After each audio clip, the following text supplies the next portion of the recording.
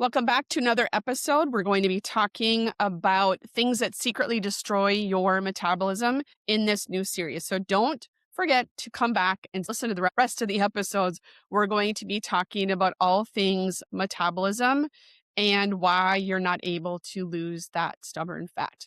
In episode 1, right here, we're going to be talking about chronic dieting damage and why eating less stops working eventually. Because if eating less actually worked, you'd be done by now, or the way that you've been eating less. And we're going to also describe why women who diet the most or have the longest history of restrictive dieting are probably going to be losing the fat the slowest. This is because of the hidden damage done to our metabolism from years and years of dieting. So your metabolism isn't necessarily broken, it's just adapted. And many of the women I work with will tell me the same thing over and over. I hear this all the time. I've experienced it myself. I barely eat anything and I still can't lose weight. Or they're eating less and exercising more and they still aren't losing weight. And that is the magic formula that we have been told is what's going to work for us. The truth of the matter is that's often exactly the problem. The fact that you have been chronic dieting, this trains the body to conserve your energy. It's called metabolic adaptation.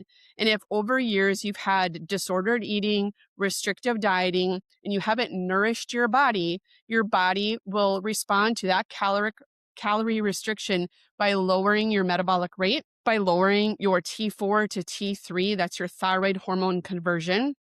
And then unconscious movement, like the fidgeting and just the activity that you do throughout the day that you're not even really aware of, that's called your non-exercise activity thermogenesis. That is just naturally reduced when you restrict your calories nonstop as well.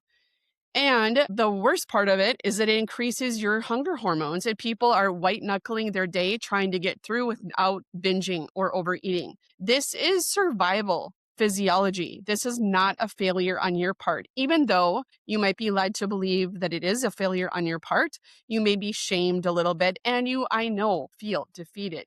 But your body doesn't know that you're trying to look good in jeans. It just thinks you're starving. What we need to look at a little bit is to think about your diet history. This matters more than your current calories, at least for now. Calories matter at some point, but we need to understand that we have to sort of repair the damage first, and then your body will respond. So many women are telling me that they're eating 1,200 calories or less. I often hear 1,000 calories.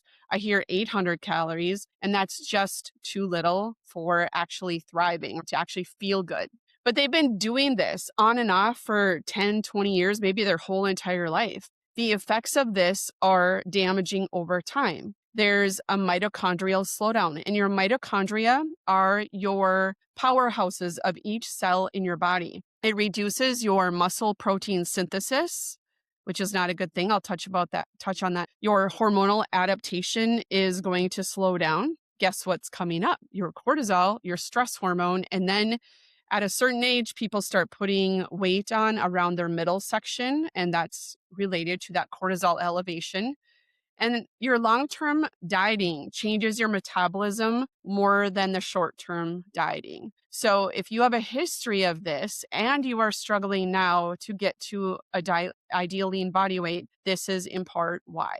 The chronic dieting reduces your muscle. Like I said, your muscle protein synthesis is decreased, and this is why. Your muscle is your metabolic engine. When your protein intake is low because your overall calories are restricted, your body will break down the muscle tissue in order to produce the amino acids that it needs to in order to do all the functions in the body that the muscle does and that proteins do. This then drops your metabolic rate at rest. So just at baseline, just to survive, it takes a lot less energy than it once did before this happened. When you have chronic energy restriction, it often will cause insulin sensitivity to worsen. That means that when you eat something carby, anything that turns into carbs, anything that is a sugar, will cause your body to not be able to tolerate or handle the glucose as efficiently. And that is often why people will regain fat much faster if you can't tolerate the restriction any longer. Like I said, people white knuckle this for a long time. When you have the stress hormones being added to this whole process, the idea of restriction often causes an increase in stress hormones as well. Stress hormones rise when calories stay low, and that's in addition to all the stressors that you may be dealing with on a regular basis, just on a day to day. This will increase your cortisol. That increases your blood sugar instability, and your abdominal, especially fat storage, will increase. So, what do we think? I should probably eat less. I'm just eating too much. I've talked to many women lately that will talk about that, and they have to eat a lot more. They should be eating a lot more calories in order to sustain their energy processes in the body, and they're just chronically under eating. So, let's talk about some signs and symptoms that your metabolism has adapted, downshifted to a slower and lower amount of calorie need. If you gain weight easily, if you can look sideways at a brownie and gain weight, that is a chance that your metabolism has adapted downward. You have fat loss stalls despite dieting. Maybe you're trucking along and you're doing pretty well and you feel like you're eating healthy and then you just stall for a long time. This could be your metabolic adaptation going down. If you're constantly cold, that could be a sign that you are having the same thing happen. It could be related to thyroid dysfunction, that your thyroid is starting to slow down. If you have fatigue, which can be attributed to a lot of things, let's be honest. However, fatigue and metabolism go hand in hand. If you have intense cravings, this is a sign that your body has metabolically slowed down. And poor sleep, and you're doing exercise, but it gets you nowhere. There's no results from the exercise that you are doing. This is something that can be an indicator of a poor metabolism. How do we fix this? This is the, $1 million question. So, how to fix chronic dieting damage? This is contrary to what you're going to be thinking, and it's going to be uncomfortable probably to actually put it into play, but we need to gradually increase our food intake. I'm not talking about binges. I'm not talking about any food, it doesn't matter what kind of food it is.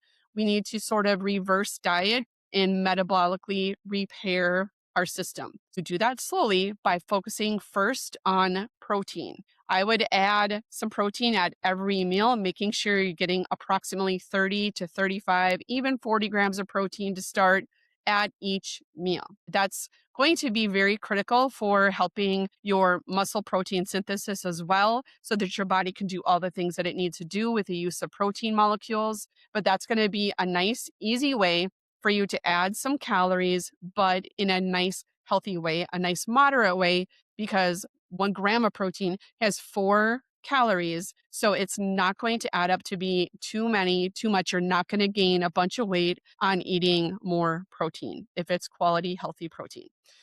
One caveat: don't go for all the protein labeled marketing you see on packaged foods. You want to consume whole food protein sources as much as possible. That's not to say that you can't rely here and there on protein shakes as long as it's a good quality. I'll link a good one in the show notes. But make sure that your protein isn't the junk proteins, just like anything else. We don't not want to eat ultra processed foods. As much as possible, keep those out. We want to make sure that those foods are nutrient dense. So that's the whole reason why to keep ultra processed foods at minimum. You will naturally increase the amount of nutrient density you're having in your foods. Balanced meals. If you start with protein first, and then you wrap it up with some fat, some good healthy fat, some fibers with the complex carbs, you're going to have a nice balanced meal each time you eat. And that is going to help you restore your metabolism. Having more food, more intake,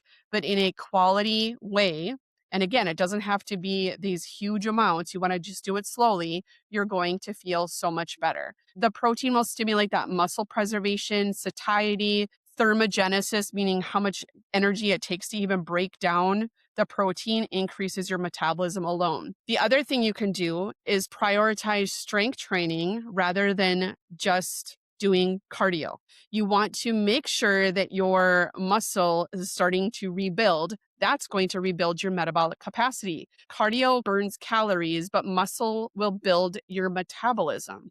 That's the goal here. We want to replenish our metabolism. So fuel it properly with balanced meals, good enough protein intake, and then strength train as a priority. And just a little key, when you're doing strength training, you are also building some cardio endurance as well. You're working on that heart muscle while you're doing the strength training. If you're doing it with heavier weights, start with where you're at. Even resistance bands are going to be a great way to start if you're not used to that. Body weight exercises, those are all good things to put in place. All right, stabilizing blood sugar, there is another thing you can do, and you're going to naturally do that if you're eating whole foods more often than not, and you're including the proteins, the fats, the fibers with the complex carbs. You're going to naturally start to balance this blood sugar. It will support your insulin regulation. It's going to reduce your cravings and improve your energy. It's going to make you feel so much better. This also will reduce your stress signals to the body. Metabolism will recover if you're focusing on those balanced meals and nutrient density. Then you need to really dial in your sleep,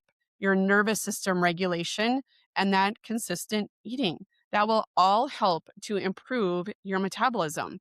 You need to restore that before you do any kind of plan that helps you or you think it's going to help you lose weight. If you've been stuck in this cycle of dieting and restricting and still feeling exhausted, but this is exactly what I help women fix inside all my programs. So you can learn more or you can make sure to subscribe and follow me, but go to my website, tiffanyflayton.com, where you can learn more about everything I offer for you.